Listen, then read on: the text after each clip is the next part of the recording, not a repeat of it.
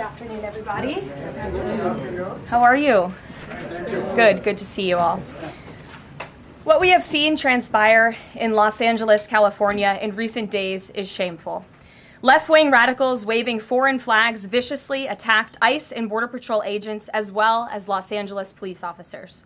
These criminals injured police, threw rocks at police cars and officers, burned vehicles, shut down freeways, and lobbed Molotov cocktails, all because the Trump administration was removing violent criminal illegal aliens from the city. These attacks were aimed not just at law enforcement, but at American culture and society itself. Rioters burned American flags, chanted "Death to ICE," and spray-painted anti-American slogans on buildings. But President Trump will never allow mob rule to prevail in America. The most basic duty of government is to preserve law and order, and this administration embraces that sacred responsibility. Democrats like Governor Gavin Newsom and Mayor Karen Bass shamefully failed to meet their sworn obligations to their citizens. They didn't have the courage to do the right thing and protect law-abiding Californians from rioters. That's why President Trump deployed the National Guard and mobilized Marines to end the chaos and restore law and order. The mob violence is being stomped out. The criminals responsible will be swiftly brought to justice, and the Trump administration's operations to arrest illegal aliens are continuing unabated. When the initial immigration enforcement actions took place on June 6th, Mayor Bass took to social media to say she was deeply angered by what has taken place. Mayor Bass then embarked on one of the most outrageous campaign of lies this country has ever seen from an elected official, blaming President Trump and brave law enforcement officers for the violence. She accused heroic American immigration and customs enforcement officers targeting illegal alien murderers, rapists, and pedophiles of, quote, sowing terror in communities and disrupting basic principles of safety in our city.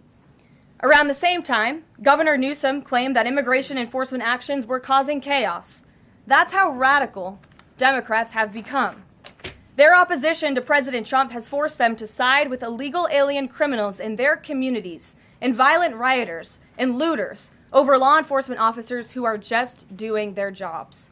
Mayor Bass and Governor Newsom fanned the flames and demonized our brave ICE officers.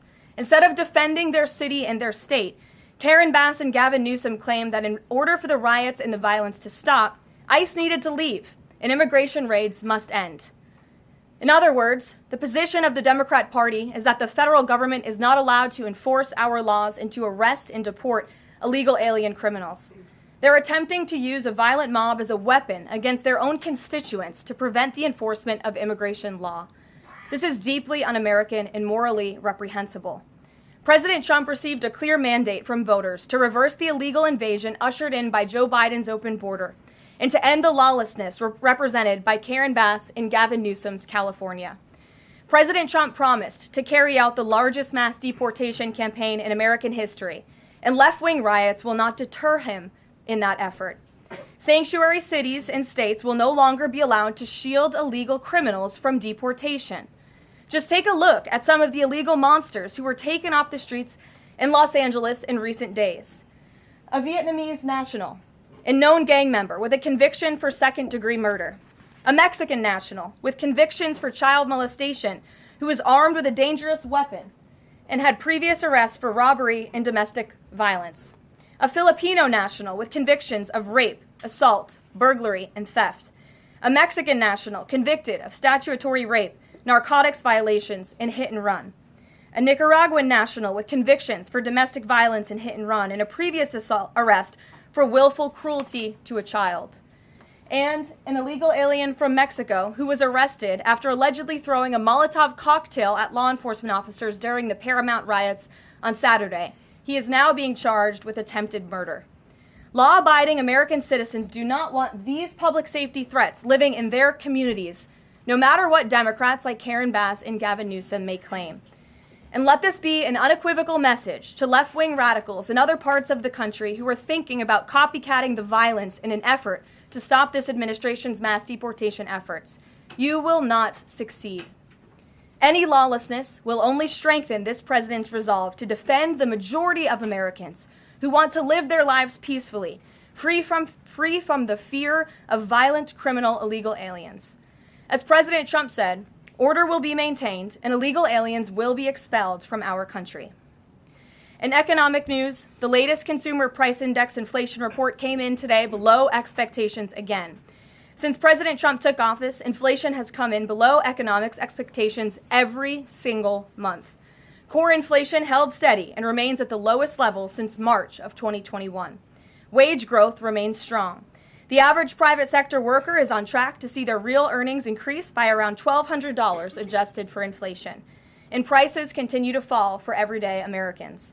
Energy prices fell from April to May. Gasoline has fallen each month since President Trump took office, down 12% over the past year. And prices for meat, poultry, eggs, and fish are all down from April to May as well. Under President Trump's strong leadership, America is beating Joe Biden's record-high inflation crisis. And once the One Big Beautiful Bill passes, our economy will boom like never before. This bill is the largest tax cut for middle-class Americans in history. The One Big Beautiful Bill gives a 15% tax cut to working Americans and families will see increased take-home pay of $10,000 per year. The One Big Beautiful Bill expands the child tax credit to $2,500 for more than 40 million American families with children. And the One Big Beautiful Bill cuts taxes for overtime workers, saving them nearly $2,000 per year, and ends taxes on tips, saving tipped workers nearly $2,000 per year as well. All of these provisions are broadly popular with an overwhelming support from the American people. We need Republicans in Congress to finish the job and send the One Big Beautiful Bill back to President Trump's desk for his signature as soon as possible. With that, we'll get to questions. I'm sure you have many of them today. Here in our new media seat is Elizabeth Mitchell, the White House correspondent for the Daily Signal, who's not afforded a seat in this room, but today she is. Thank you, Elizabeth. Thank you so much, Karoline. I have two questions, if that's okay.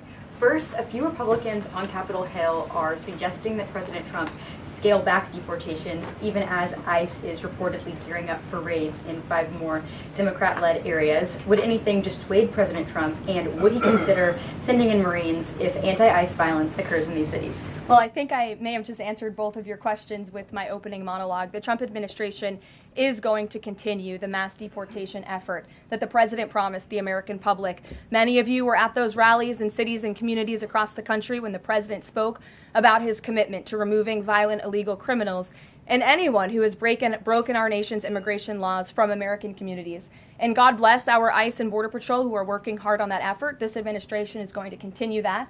And it's part of the reason we do need the One Big Beautiful Bill to pass as well, may I add, because the bill provides funding to hire more ICE agents and Border Patrol agents, more personnel on the ground to conduct this important public safety work. Thank you. And on another topic, President Trump has indicated that aides to former President Biden who used the auto pen to sign major orders and pardons should be investigated for potential crimes. Does he think that Biden allowing, or at least being negligently unaware of this activity, was an impeachable offense? I haven't heard the president address whether it's an impeachable offense, but it could perhaps be a criminal offense, especially on behalf of staffers who may have been utilizing the president's signature without his authority or consent. I understand that Republicans on the Hill are moving in the right direction to call attention to this and to bring in some former White House staffers who clearly knew more than they ever shared and never addressed with the American public. And so we look forward to seeing where this investigation continues, and I know the Department of Justice is also looking into the matter as well. Alex, good to see you today. Good to see you, Caroline. Thank you. You mentioned foreign flags being blown during these protests. There are protest activities being organized for this weekend. Part of it are Democrats saying they want to reclaim the American flag. It's also being titled No King's Day. Does the president see himself as a king, and does the White House expect to see American flags being flown during these protests this weekend? The president views himself as the president of the United States of America. This is a constitutional republic, and we want to see all of our citizens be proud of the country in which they are given the privilege and the blessing to live. And I think that those images of foreign flags being waved with, by illegal criminals and by violent rioters in the face of cars blowing up and of flames in the city. I have photos of that here to show you. With this violence and destruction that occurred is an image that Governor Gavin Newsom owns. This is his city, and President Trump saw these images, and he said that is not going to be accepted or tolerated, and hence why he deployed the National Guard and United States Marines who have helped to quell that violence. If I can ask another, Sure. If the president does end up deploying any National Guard members, perhaps Marines, to blue states, would he be in contact with the governors prior to this? Would it be necessary? Well, President Trump was in contact with Governor Gavin Newsom despite some of the claims he's made in the last couple of days. The president called the governor on Friday evening and told him to let law enforcement in California do their jobs. And the Los Angeles Police Department, by the way, are fantastic people. They are trying to do the work that they've so bravely signed up to do, to enforce the law. But they have been kneecapped by incompetent Democrat policies and Democrat politicians who do not allow their local law enforcement to correspond and coordinate with federal immigration authorities. And so President gave Gavin Newsom a warning and said, get it together. 24 hours later, we saw more images like this. We heard about Border Patrol agents who were being the target of rocks. These illegal criminals were throwing rocks at our Border Patrol and ICE agents, and so the president made the decision to federalize California's National Guard. Stephanie. Thank you. Two questions on the China trade deal, if I may. Sure. First, will the president formally sign the trade deal, and if so, when? Secretary Lutnick sort of alluded to the fact that it might be in a couple of days, but there's going to be more specific to read out. Sure. Well, I do have more specifics for you. I spoke to the president about this. He spoke to his trade team, who did a fantastic job negotiating this on behalf of the United States and meeting with their Chinese counterparts. The president is talking to them about the details of it now. But what the president heard, he liked. China has agreed to open their markets to the United States separately of this deal. And when it comes to this deal, we're going back to the terms that were agreed upon in Geneva for the release of some of those critical minerals and the magnets from China to the United States. And we have agreed to fully comply with the Geneva Agreement as well. So the president is reviewing the details of that with his trade team now, and you'll hear more from him, I'm sure. And then the second question, on tariffs, Secretary Lutnick suggested that the tariffs would remain unchanged with China. I'm wondering if there's any room for them to negotiate even lower, or if this is the floor. I won't get ahead of any further negotiations. We're in a great place right now, and I would add that this is the result of a lot of hard work from the president and his team, and the president has a good and respectful relationship with President Xi, and as you know, they had a direct conversation which led to this success that the president announced on Truth Social this morning. JJ. On North Korea, has the president tried to resume dialogue with Kim Jong-un? There's some reporting that the president sent a letter and tried to give it to Kim Jong-un through some North Korean diplomats through the UN, and they declined to take it and send it to Kim Jong-un. The president remains receptive to correspondence with Kim Jong-un, and he'd like to see the progress that was made at that summit in Singapore, which I know you covered in 2018 during his first term. As for specific correspondence, I'll leave that to the president to answer. Sure. Good afternoon. Yeah, thanks. Back to the trade deal negotiations with China. Jimmy Lai, as you know, is a pro-democracy advocate, Catholic, sitting in solitary confinement in Hong Kong as we speak. His family believes he may be close to death. Did his name come up, Jimmy Lai's name come up in these negotiations with China? Not to my knowledge. I understand the negotiations were very much focused on our trade and economic relationship with China. Does the president believe he can free Jimmy Lai from prison? I'll check with the president. It's certainly an important issue, and I'll get back to you. Thanks, Caroline. The president said yesterday that paid insurrectionists were behind or were involved in the protests in Los Angeles. Does the White House have any more details about who they believe is paying these protesters? The president spoke about this last night when he returned from Fort Bragg, because frankly the president has a lot of common sense, and if you look at some of the imagery that we have received from the Department of Homeland Security and ICE and law enforcement who are on the ground, you will see boxes and boxes of very professionalized masks and rioting equipment being dropped off for these protesters. So it's a good question the president is raising, and one we are looking into, about who is funding these insurrectionists and these rioters and these protesters and these illegal criminals. And I have updates for you on the numbers, by the way. Since June 6th, there have been 330 illegal aliens that have been arrested as part of these riots in Los Angeles. 113 of those illegal aliens had prior criminal convictions.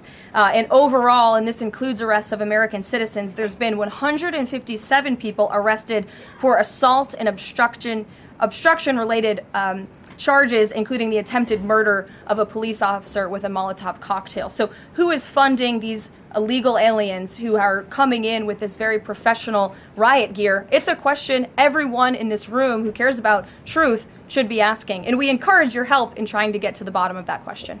Indita. Thank you, Karoline. About Elon Musk, he issued an apology this morning. Has the president accepted the apology, or does he think it's too little too late?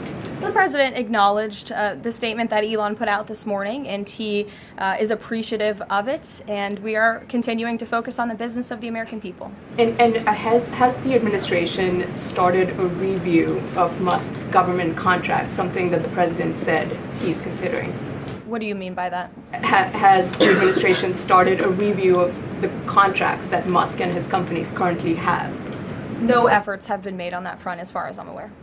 And just one more, if I may, on just everything sort of we've seen so far with the president's response to the LA protests. There is criticism that seems to suggest that the president responded the way he did because it was a deliberate, calculated attempt to sort of shift focus away from his feud with Musk. How would you respond to that? The president responded to the LA riots, condemning the violence from Musk. That's an incredibly disingenuous attack. The president saw images of Border Patrol and ICE agents being hailed with rocks and Molotov cocktails. He saw vehicles being burned to the ground with illegal aliens flying foreign flags, and that's what prompted the president to have this response that has clearly worked, because last night in Los Angeles you didn't see many of those images. And I would add the governor and the mayor need to actually do more. I know Gavin Newsom had a big address to the nation last night. I guess he thought that's what it was for maybe his future political ambitions, but he spoke a lot of words. We haven't seen action. California has been a mess for years because of the incompetence of Gavin Newsom, so the president was responding to that only. Caitlin. Caroline, 2 questions for you. Sure. Over the weekend, Secretary Noem sent a memo to the Pentagon asking Secretary Hegseth to have and direct the military that's on the ground in LA to arrest and detain what she said were lawbreakers. Is the president okay with that? And under what authority would the members of the military be able to arrest people inside the United States? I can't speak for a letter that came from the Department of Homeland Security. I can't speak for the president and what's currently happening on the ground now. And as you know, the president federalized the National Guard under U.S. Code 10, which he has the authority to do. And our United States Marines and the National Guardsmen and women who are on the ground right now are helping to create a peaceful environment for ICE and Border Patrol, who were being, again, hailed with rocks, who were being violently and viciously attacked. They needed reinforcements, and so our United States Marines who are on the ground are providing those reinforcements to ensure the environment is peaceful so that these raids and deportations can continue. But he realizes they can't actually arrest people unless he invokes the Insurrection Act, which, I mean, seemingly was not something that was in Secretary Noem's memo, a clear distinction she did not make there. Again, you're trying to conflate a letter that was sent to the Department of Homeland Security to the president's legal authority. The president understands the legal authority that he invoked, and that's the current situation right now. When it comes to federalizing the National Guard, what is the specific criteria that the president is using for when he's deciding to do that, and in which states? The president was asked and answered this yesterday. He wants to see an end to the chaos and the violence. He doesn't want to see law enforcement officers being attacked. He wants to see peace. He wants law-abiding Californians to be able to bring their kids to school, to be able to go to work without seeing this violence in the streets. That's what the president's hoping for, and that's why he's taken this action. John. Thanks a lot, Caroline. 2 questions on 2 separate topics. One has to do with the military parade taking place here in Washington this weekend. There's a lot of security around the White House complex, around the Capitol complex, even along the tidal basin. Is that just proactive? Are you expecting anything in particular in terms of unrest like we've seen in Los Angeles? These are proactive security measures to protect those marching in the parade, many of whom will be veterans and our brave men and women in uniform and Gold Star families. There's going to be military families from around the country who are flying into this parade. And of course, it's to protect the spectators who will be enjoying this incredibly patriotic show on Saturday, and I hope you all join us there. And then secondly, Secretary Pete Hegseth testified on the Senate side of the Capitol today, Yes. And he was asked about America's, the administration's view of Vladimir Putin's intentions, and specifically it was asked whether or not his intentions go beyond, his territorial ambitions go beyond Ukraine. When that question was posed to the chairman of the Joint Chiefs of Staff, General Kane replied that he does believe that his territorial ambitions go beyond Ukraine, but Secretary Hegseth says it's not clear at this point. How does the president view this issue?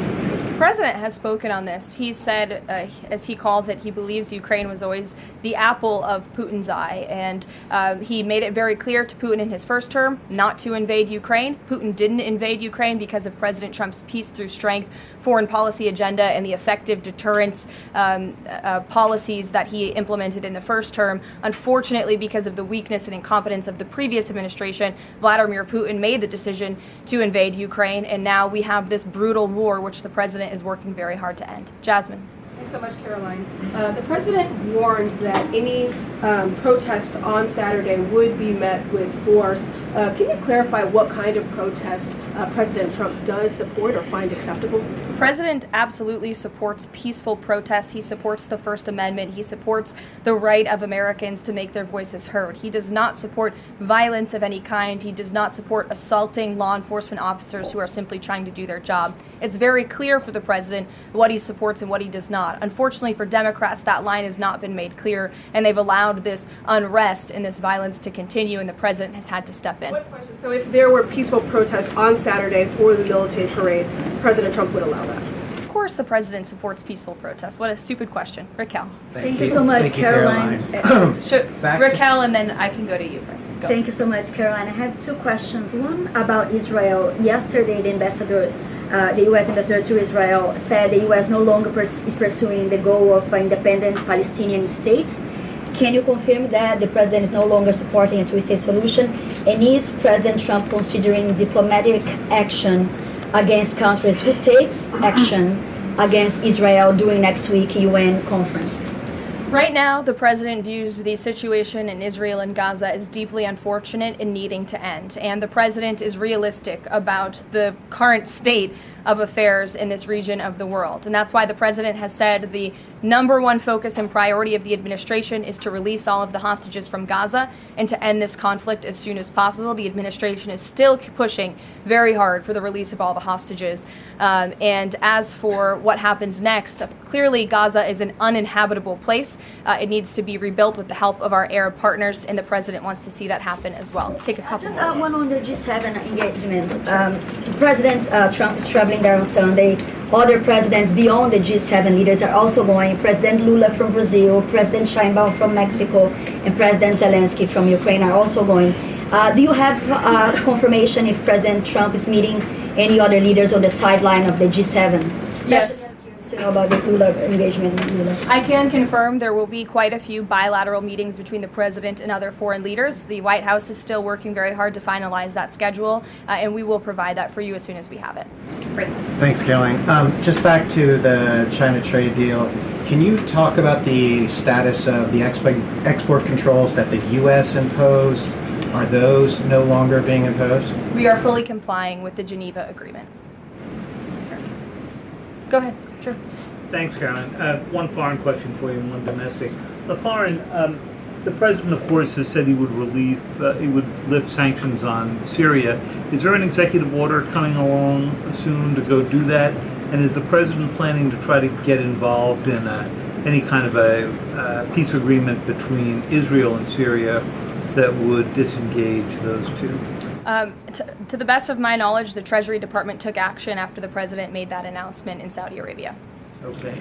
And then on the domestic side, you were just asked about the First Amendment rights issues. In the president's comments yesterday, though, he just said protesters would be strongly dealt with. In your list before, you referred to insurrectionists, rioters, and protesters together. Obviously, they're quite different from your earlier answer. I'm struck by the fact that the president has not at any point said the most important thing here is to protect the First Amendment rights of peaceful protesters. So I'm wondering, where in his hierarchy of interests does he place that? Is the First Amendment protection the most important? Is stopping violence most important? Why is he not out saying all peaceful protesters will be protected? I think two things can be important at the same time. And the president, as I just answered, supports the right of Americans to peacefully protest. He supports the First Amendment. But that is not the majority of the behavior that we have seen taking place in Los Angeles. We have seen mobs of violent rioters and agitators assaulting law enforcement officers, assaulting our federal immigration authorities. And we have seen, as I said, this goes back to what this administration is trying to do and accomplish, and that's enforcing law and order in our nation's communities. And it's removing public safety threats from communities in Los Angeles. You're saying the majority have not been peaceful, the majority have been violent. I just read for you the arrest numbers. We've arrested nearly 400 illegal aliens alone, just illegal aliens who have been arrested in these riots since June 6th, since they began. Thousands of people on the streets. Yeah, and we've had hundreds of people who have assaulted law enforcement officers. Are you saying that that's